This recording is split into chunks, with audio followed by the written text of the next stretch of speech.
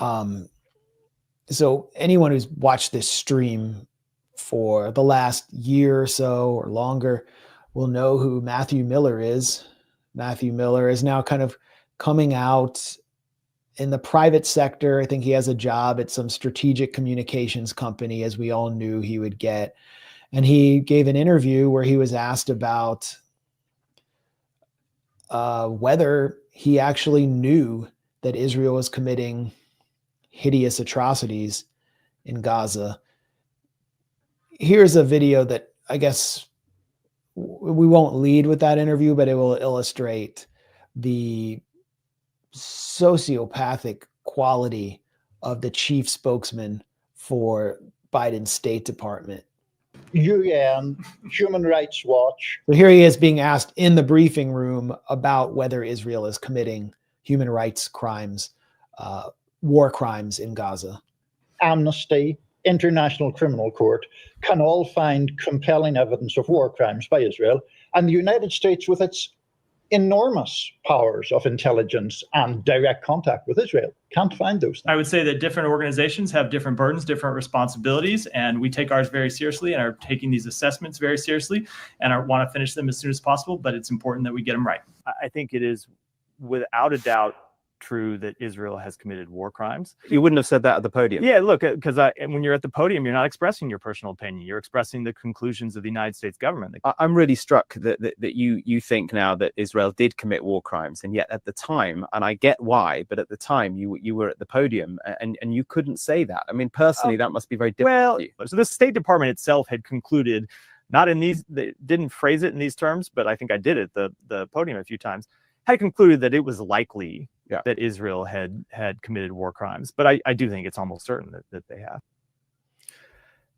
I remember being shouted at by Matthew Miller as those war crimes began. And I brought up the fact that Israel was slaughtering children in the Gaza Strip just a few days after October 7th. And he just shouted at me that I was ignoring all of the burned babies in Israel and the beheaded children and, every propaganda piece we heard. He continued to shout reporters down who would bring up Israeli war crimes.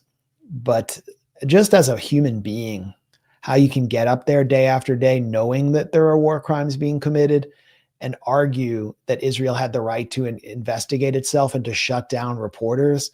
I mean, it was more than even being like a TV pundit. It had real consequences, what he was saying. And he was able to do that without quitting because he wanted some big corporate job coming out of the White House, and he got it. I've never heard such an admission before where someone acknowledges that they knew that they were denying war crimes. And is that just considered normal now, where we live in a society where it's okay to go up and knowingly lie about war crimes that are being committed? It's an extraordinary admission. I mean, I appreciate the honesty. At the same time, are there not any consequences for basically helping to cover up war crimes when you know that they're happening? And that was his job to do. And as you reminded him at the final State Department news conference with Tony Blinken, when you said to him, like, you smirked your way through a genocide. Wasn't that your line? That was. Yeah. Great memory. Yeah. And that's what he did. He smirked and lied his way through a genocide. And now he's. That should be like on, his eulogy. Yeah. That should be like the headline of his obit. Yeah. But there were no social consequences for him admitting that he knew war crimes were being committed and that he did everything he could to shield the criminal. I guess Dershowitz and all these lawyers know their clients are guilty, but they get props for getting them off. That's just kind of the nature of a sick society. The other State Department spokesperson, Vedant Patel. Where's he at today? He just joined SKDK, the firm,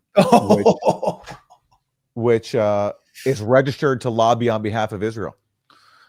So that's his reward for covering up Israeli war crimes alongside Matthew Miller, is he gets hired by a Israel hired marketing firm.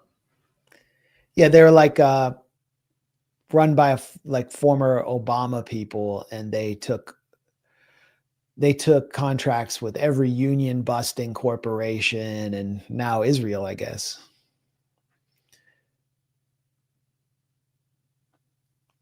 There he is. Wow. Yeah. It bulks up its pro-Israel roster. Yeah. So that's his reward. I totally missed that. I guess that's pretty new. That's like just 2 days ago. Yeah. Vedant. He was the former comms director for Pramila Jayapal from the Progressive Caucus. Did you know that? I did. I remember that. Yeah. Well, there's also the other chief propagandist of the Biden administration, Karine Jean-Pierre, who was denying Israeli war crimes from the White House podium. And she's now left the Democratic Party and published a book called Independent, a look inside a broken White House outside the party lines. She was a real independent voice in there, defending the White House line and the entire administration's line on supporting genocide in Gaza, and every other line and every other talking point fed to her. I mean, she was basically incapable of independent thought. You just watch her at any press briefing. She's constantly looking down at the talking points that are provided to her. This is like, it's so absurd. It's unbelievable. And there are no social consequences here either. The other takeaway, which I see like right-wing pro-Trump commentators making, is that the Democratic Party is just utterly destroyed if she is going to run away from the party itself that brought her to national prominence. Then it's just These people care about brands. That's all they care about is branding. And it's a bad brand right now. They've got nothing. And so people like Karine Jean-Pierre, sensing where the winds are blowing, are leaving. And that's a sign of just how toxic the Democratic brand has become. And yeah, listen, at least her leaving, as you mentioned, she could barely look up at the White House podium, which is unprecedented for a White House spokesperson. I mean, it's kind of like a job requirement to look at the press pool that you're lying to and spinning. She couldn't do it, but yet they kept her in that job, I think, because she ticked certain identitarian boxes for a Biden White House that really embraced identitarianism because they didn't have anything else to offer. And so it was awkward because she didn't want to be there, and the Biden team didn't want her there either. She would clash constantly with John Kirby, another White House spokesperson, who eventually kind of like replaced her, or at least eroded her position a little bit. So I'm not surprised at all to see her jumping ship and writing a tell-all about her time there in that disastrous White House. She's basically saying, I'm an independent. I'm here for hire. Yeah. I'll work for a Republican White House, whatever. I just want to work for whoever's in power. She's Haitian. She was working for an administration that was destroying Haiti. She actually, I was told from, members of the Haitian activist community that had opposed regime change in Port-au-Prince, that she actually used to kind of work in their circles before she got into the Democratic Party. So, just a portrait of sociopaths. And that's how they were able to lie their way through the genocide. AOC hasn't mentioned Gaza since last October. Wow, really? Yeah. Huh. Well, I guess I shouldn't be surprised.